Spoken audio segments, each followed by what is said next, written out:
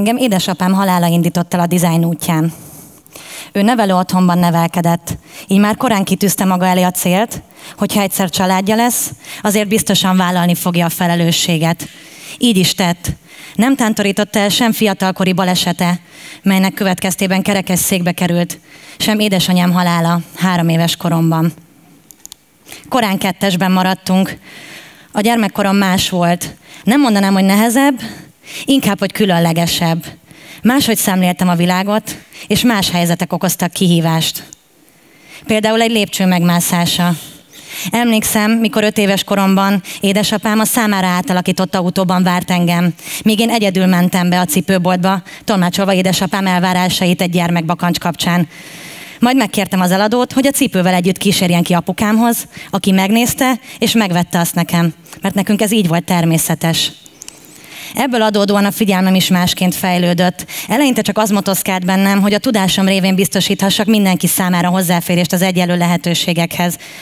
Az öröm, az élmények elérhetővé tétele volt a cél számomra. Ami nekem csak ritkán adatott meg, azt szerettem volna elérhetővé tenni mindenkinek.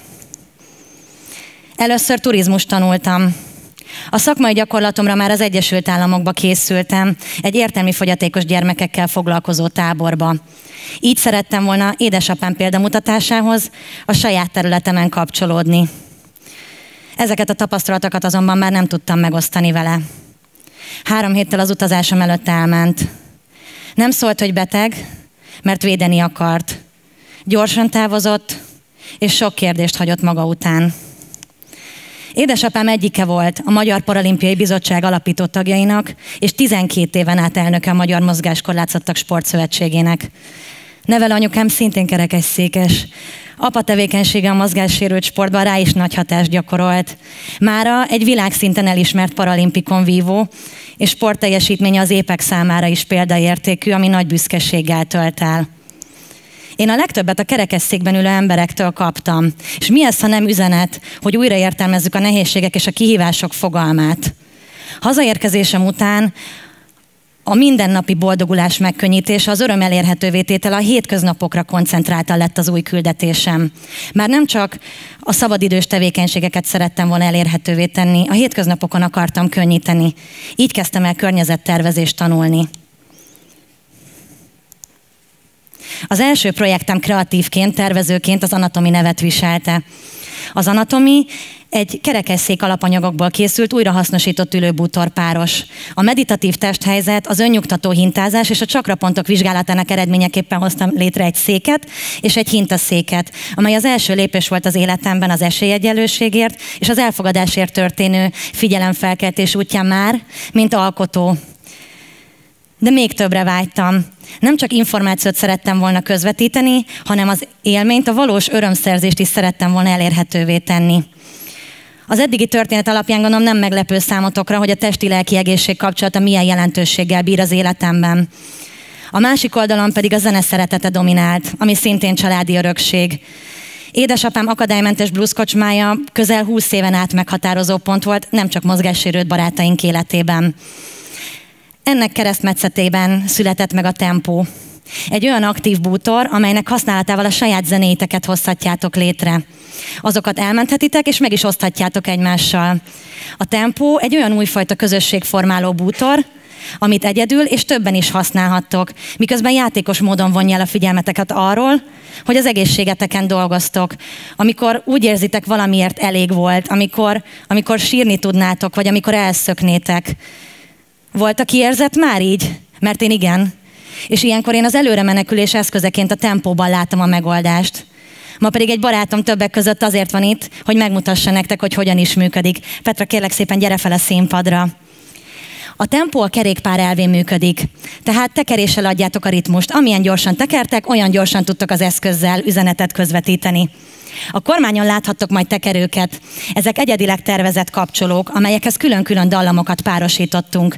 Így a tekerés által meghatározott tempóra tudjátok elindítani egyesével, kombinálva, vagy mindegyik dallamot együttesen. Így jöhet létre általatok a zene.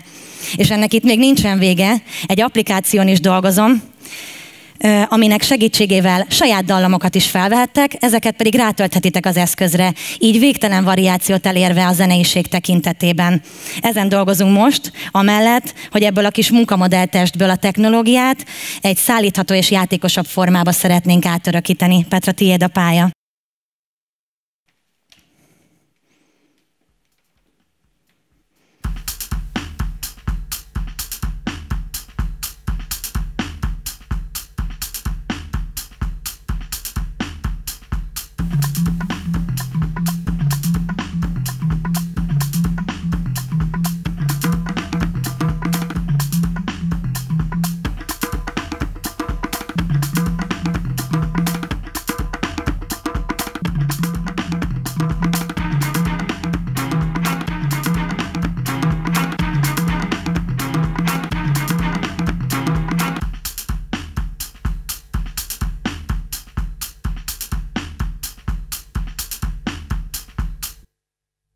Köszönöm szépen.